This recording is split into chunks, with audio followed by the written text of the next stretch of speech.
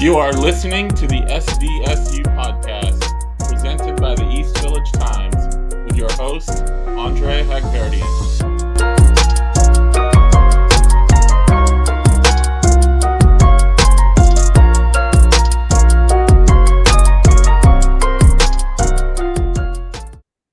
Welcome, listeners, back to another episode of the SDSU podcast.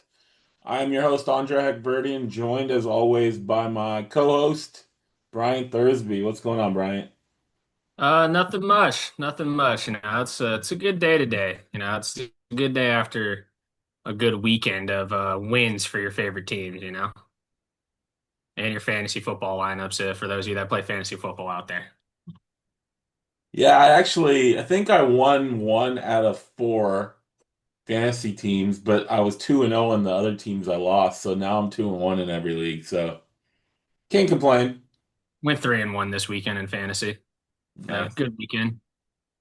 Yeah, I mean, we're an SDSU podcast, so we obviously have to talk about SDSU football. And after last game, the Washington State game didn't go quite as we thought or expected that San Diego State would do, but the Cal game also didn't quite go how many expected, with Cal being a two-touchdown favorite and gets shut out 34 to nothing by San Diego State. Obviously, clearly the biggest win in the Sean Lewis era. You can make the case it's the biggest win since the 2021 season, where they won 12 games, the most by any Aztec. Just through a lot of the myths of you know, negativity or poor football played over the last 3 or 4 wins, you would say it could be a turning point for the program. As you watched that game, what were you thinking, and what did you see from the Aztecs that you think it could be something that could be sustainable? First, I want to give a huge apology to Rob Arich and Sean Lewis. Kind of last podcast, talking about it was like kind of when we were discussing, our predictions for the game. I said I don't think the Sean Lewis and Rob Arich are going to be able to make the adjustments needed to Mm. win this game after starting the first quarter with scripted plays. And boy, was I wrong. Offensively, regarding Sean Lewis and everything offensively, I don't think we did anything too different. Honestly, I think we ran the ball a little bit more and a little bit more effectively. But it was just more execution, which Sean Lewis had talked about multiple times in his press conferences. It's about execution, it's about getting the players' brains right, getting them in the right mindset. And they played extremely well offensively. The Aztecs played extremely well offensively. Execution was really good all across the board. Denegal had a couple of balls where I was like, there's still completions, but it could have been better. Mm. Lucky Sutton and Washington did really well in the run game. Both of them, when they saw holes, they hit it. Lucky Sutton's patience continues to impress me. Jordan Napier, take a bow. Great game out of him. Yeah. Take a bow. Defensively, they were flying. They were flying all over the field. They were creating havoc for the young quarterback, JKS. They were blitzing him. They were getting pressure. It was a sight to see. It was a sight to see. I was definitely shocked watching the game. Yeah, if we're doing apologies, I think last episode I said to possibly expect some changes in the starting lineup on defense. I said Dwayne McDougal was a guy who didn't have a great game against Wazoo. And, he obviously played and started and was one of the key performers with the fumble return for a touchdown. Should have probably had two other picks, and he knew it. And he said it post game, but he was lights out. I mean, that was the first time we heard from him in the post game press conference, and he was highly entertaining. I definitely suggest. I tweeted it out right after the press conference. But if any Aztec fans have not watched that, go to YouTube and watch that because he was a lot of good quotables in that one. But he was great. I mean, it's hard to imagine a defense being more locked in to what an offense is trying to do because even when they were completing passes, there were defenders right there either to tackle the guy or potentially try to knock the ball away and did knock the ball away. I mean, it was. even that 19 play, 10-minute drive at the start of the game, like Cal, that's why it took 19 plays, is because they were barely getting 10 yards. They had to convert two fourth downs just to get there. Like San Diego State was still um, right there defensively to tackle guys as they were making a short catch. And I think that set the tone because you could see, okay, these guys are not fooling the Aztecs defense at all offensively, and they're matching up well on the line of scrimmage and everything. So, yeah, kudos to Rob Arch. I mean, think about it. They went up against Brian Harsin and Nick Rolovich, two highly successful offensive head coaches that were now on the offensive side. And, we've always talked about how Sean Lewis's staff is kind of no-namers um, that had to be pieced together from his former positions. But, like, in this case, they outcoached former head coaches that have been very successful in FBS play. And so, yeah, I definitely give kudos to them for that.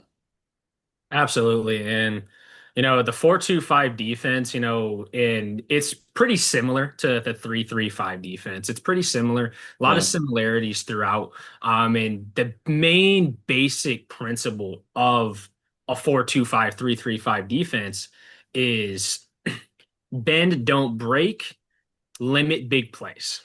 yeah, And basically it's like it's a battle of patience. It's a battle of patience, Every single drive is a battle of patience between the offense and defense when you're going up against a defense like this because they're gonna 4-2-5 defense, they're gonna give you those under routes, those ones a little bit before the sticks. They're gonna play back 8, 9 yards with their cornerbacks and everything, and they'll give you those routes. And it's a yeah, matter of patience. Are you going to continue to take those routes, or are you going to try and hit the deep routes? And as an offensive play caller, are you going to get greedy and call deep crossing routes and not have anything underneath? Or are you going to continue to give your quarterback a chance to hit those under routes with a couple of deep route concepts? And I saw a mix of both of JKS being a little impatient and not wanting to take those check downs, and a mix of the offensive coordinator giving JKS a lot of deep route concepts where he didn't have a lot of check downs to go to.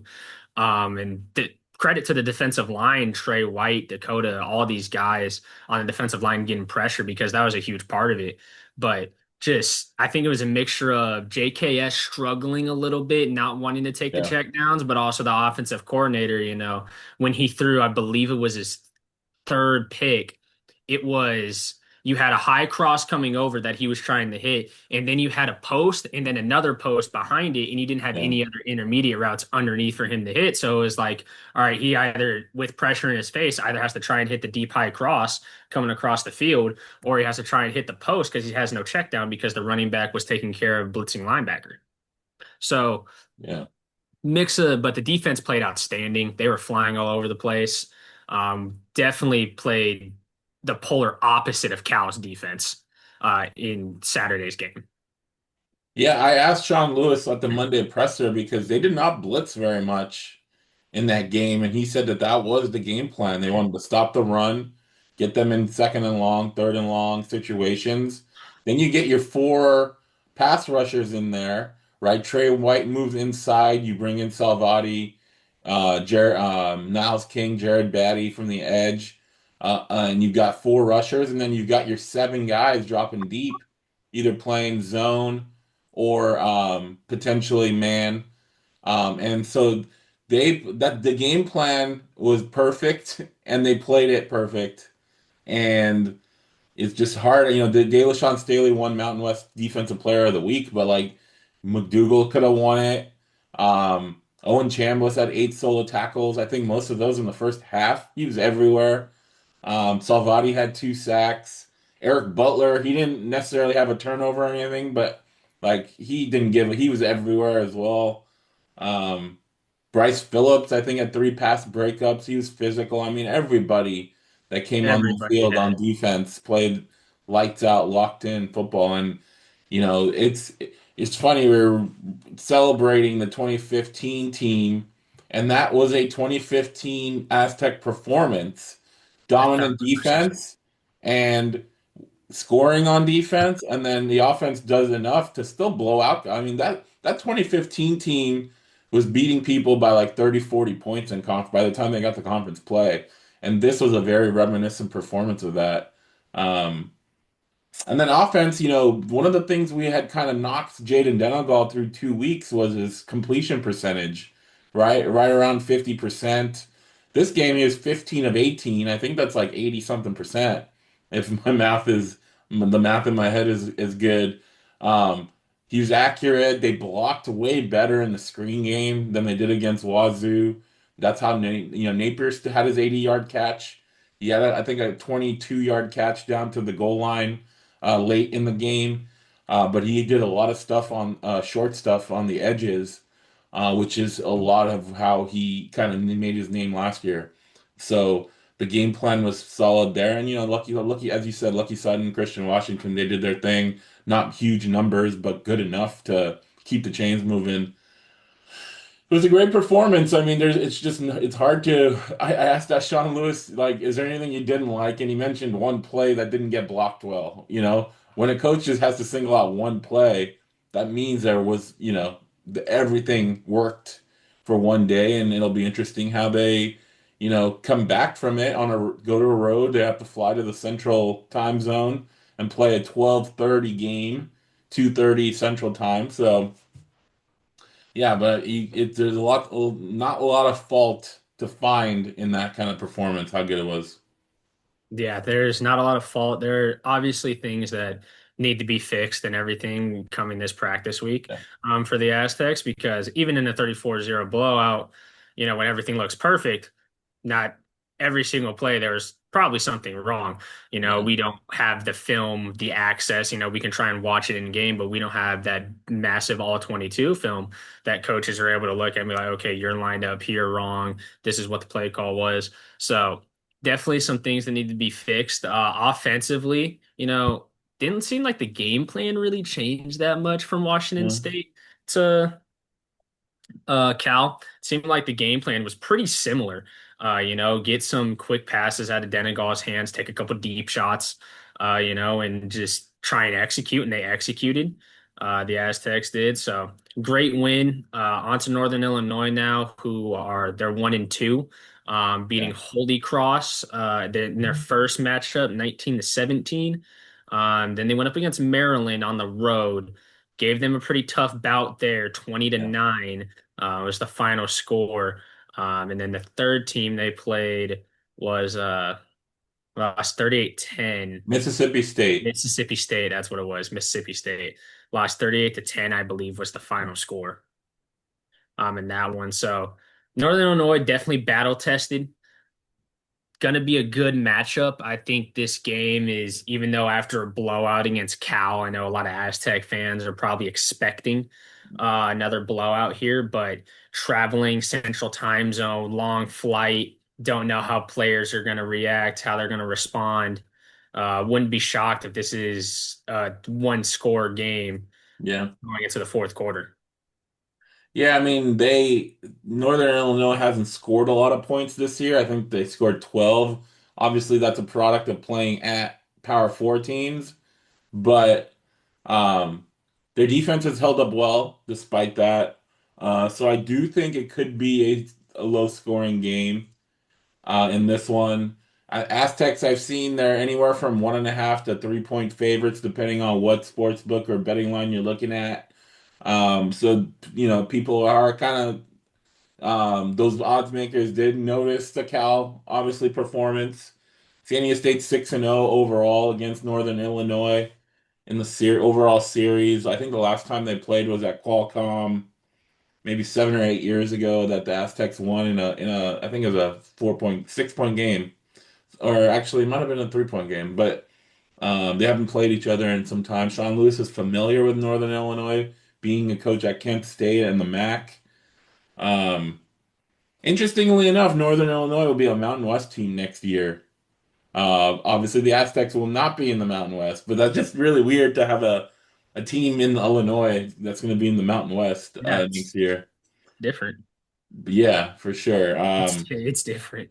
The one thing you can't not talk about Northern Illinois unless you talk about them going to Notre Dame and beating Notre Dame Last 16 to year. 14 last year. That was Notre Dame's only loss until the national championship game. So they've lost a lot of players that have a lot of turnover, so it's not like it's the same guys as last year. But they're a young team. But yeah, just I think it's not going to be an easy game by any measure. I don't think there are any easy games in FBS play, but San Diego State's going to have to bring their A game if they want to come back to San Diego 3-1. Absolutely. It's going to be a battle. Northern Illinois, they did a really good job in the first two games defensively against the run. So Hmm. I am kind of curious if that changes a little bit for Sean Lewis, or if he's kind of just like going to go out there and be, okay, you guys are doing really good against the run. Well, you haven't faced our run. You haven't faced our offensive line. You haven't faced our Right. running back. So we're gonna call our best play that we know we have, and we're gonna give it to Lucky Sutton or Christian Washington or Cardwell, whoever it is, and we're gonna trust him to get yardage. Or if he's gonna switch it up a little bit more, ho I know it worked out very well against Cal, but Northern Illinois is a much better disciplined tackling team Yeah. than California because watching California tackle defensively last night, or not last night, but Saturday was Yeah. if you are a Cal fan or a defensive coach, you were puking watching California try and tackle San Diego State Saturday. That is one of the worst tackling performances that I have seen in a long time from an FBS team, Right. going up against the Aztecs. So I'm curious if Coach Sean Lewis is going to use the screen game a little bit more to try and, take some pressure off the running backs, and off his offensive line a little bit, in the run game, or if he's going to run a little bit more quick, shallow concepts, some slants, some snags, kind of get Jaden Denegal in a rhythm like how he did this last Saturday with Denegal against Cal. Yeah, I mean they Northern Illinois, they've got um their best player on defense, Quinn Erweiler. He had 14 tackles. I think he leads the MAC in with like 11 tackles per game. He's kind of an all over the field kind of guy. Um, and they're a team that has a lot of balance, a lot of run and pass plays are kind of 50-50. They lean more towards the run. Their coaches are a former running back and a running backs coach. So, when they beat Notre Dame, I think they had 190 passing yards and 190 rushing yards. So that's about as balanced as you can get when you go into South Bend and beat the number five team in the country at that time.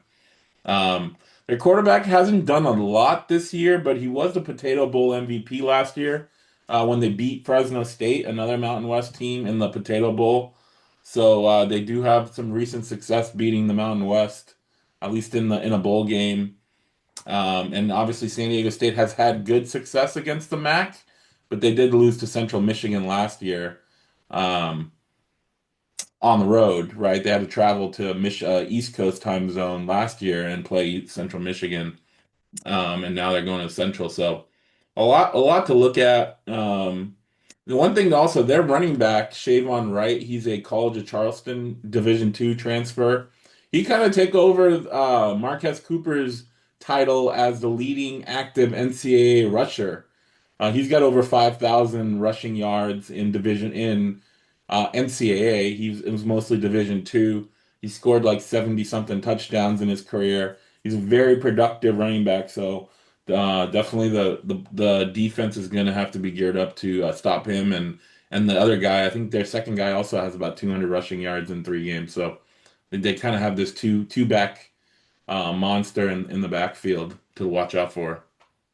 Yeah, Northern Illinois, it's going to be this game's going to be very reminiscent of old Aztec games. In my opinion, it's Yeah. going to be very reminiscent of that. And you're going to see a Northern Illinois offense that is very reminiscent of those days of Jeff Horton calling the plays, as the offensive coordinator for Rocky Long, where, they're going to try and establish the run. That's kind of what they hang their hat on at Northern Illinois. And what that coaching staff kind of hangs their hat on is being able to run the football and hopefully run the football effectively. But they are not scared to throw the football either, with this new day and age and everything, and how throwing the football Yeah. is becoming more king now. but they'll definitely focus on the run. I believe I was looking at it earlier today. I think they run the ball like 55% of the time or something like that Yeah. on the offensive plays. They like to run the football. They like to establish the run. So it's definitely going to be a hard fought game for the Aztecs. Defensively, it's going to be up to the trenches in both offense and defense, which most games are up to the trenches, whether it's a win or loss. But I believe this game especially is going to be on the offensive line and defensive line of the Aztecs to kind of dominate. Both the lines of the Aztecs can dominate offensively and defensively. San Diego State can come out of Northern Illinois with a win and come back home and be 3-1. Yeah, PFF had Cal with only 11 missed tackles. They had 14 the week before against Minnesota. The 11 seems a little light, and because I agree with you, It didn't they seem missed. like it. Yeah. It did not seem like it. Yeah, you mentioned the offensive line. I think we didn't give them a shout out. Like through the first three games of the season, I think the San Diego State offensive line has made, big improvements since last year. With Joe Borjan now back healthy, Ross playing center, which is where Sean Lewis said the staff thought was his best position. Christian Jones back at left tackle, and then their two new guards, Kalen Ellis and Bayo Kanike, have stepped in. They've limited turnovers. They eliminated protection breakdowns. Obviously, everybody knows the safety they gave up against Wazoo, which Sean Lewis insisted was more on him than the lineman. So they've through three games, it's been a night and day difference, I think, from the last couple of years on the offensive line. And to keep that going, I think is going to be a major step. It's crazy how one performance in one game can change the outlook of a season, right? After the Washington State game, you could look at Cal and say, well, that's a loss. You could look at Northern Illinois and say, well, they're not going to win on the road and they're 1-3. Now all the talk is they should be 3-1 coming back and getting into conference play.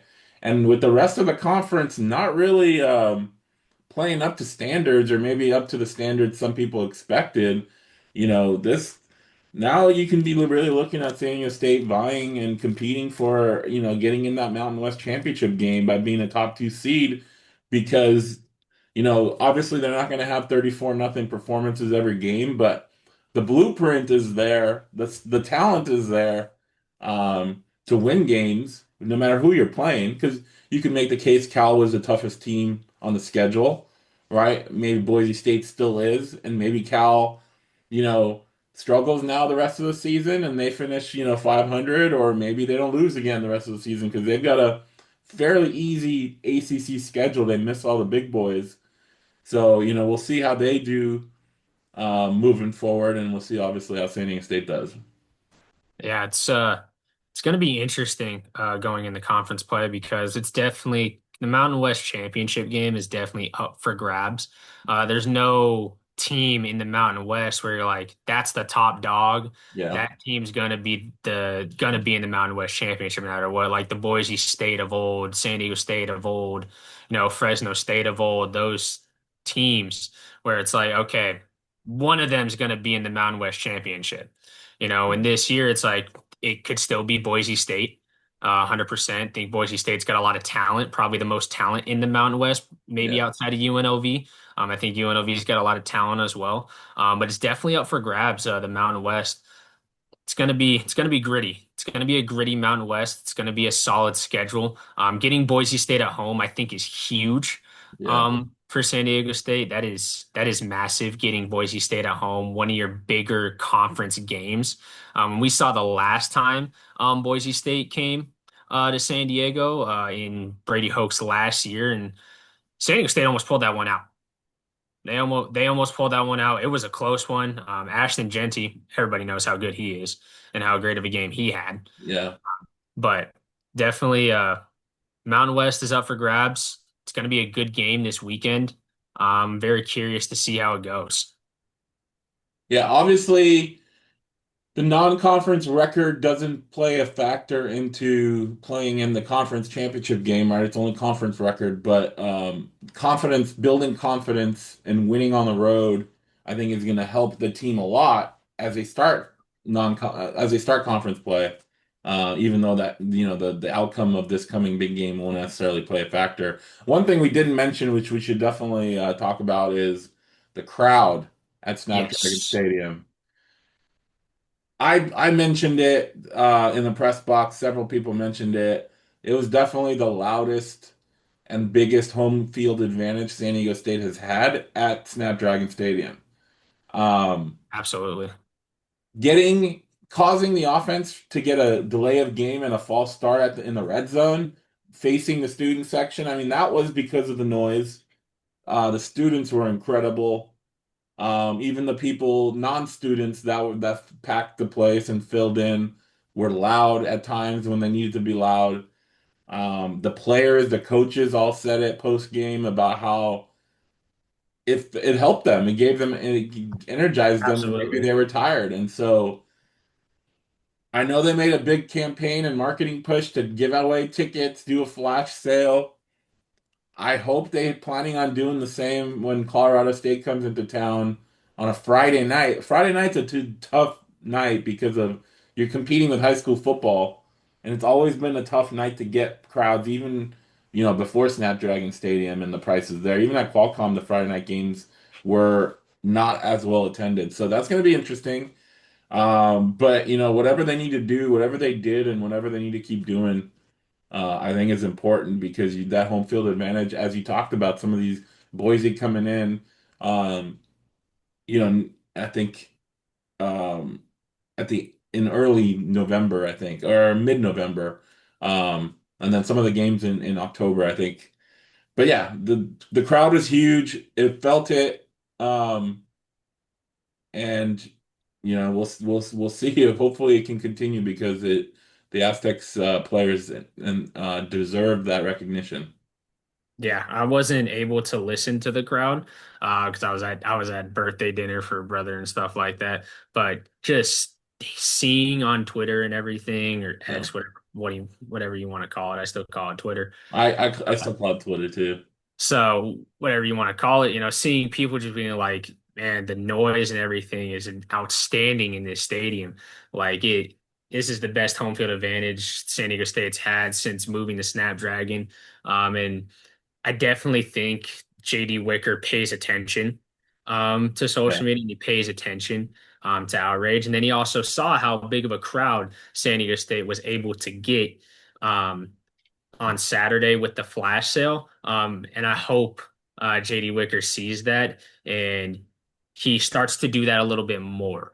Because getting Yeah. fans in the seats is always the goal. Obviously, profit money wise, that type of stuff is obviously massive as well for the university and for athletics, getting money, good money coming in. But I feel like if you're able to fill that stadium, even though they had the flash sale for $15, getting over 34,000 people in the stands, for concessions, parking, all this stuff.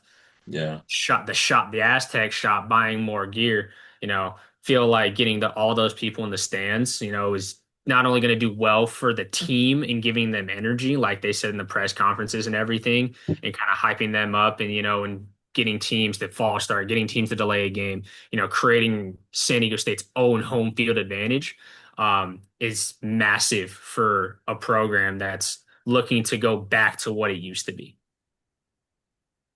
Absolutely. We should mention that this Northern Illinois game is a streaming only game, ESPN Plus. Hopefully, you guys out there have ESPN Plus.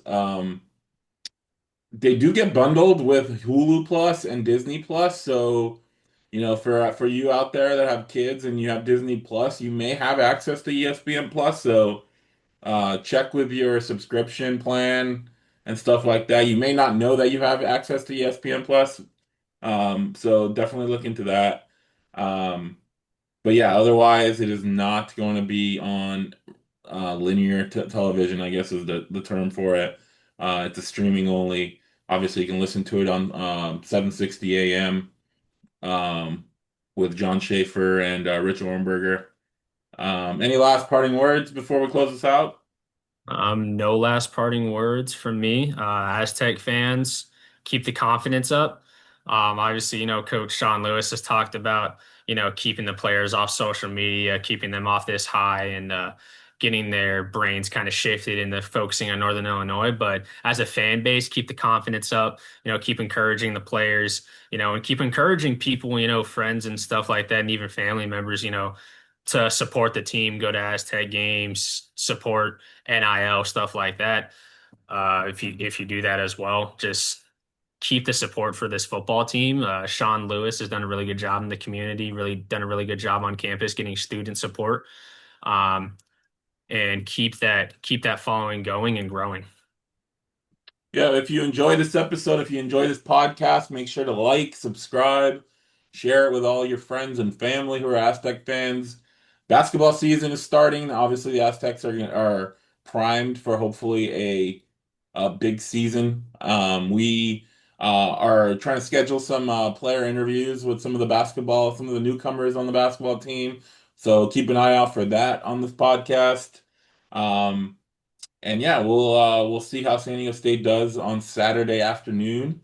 We appreciate you guys tuning in, and we'll talk to you guys next time.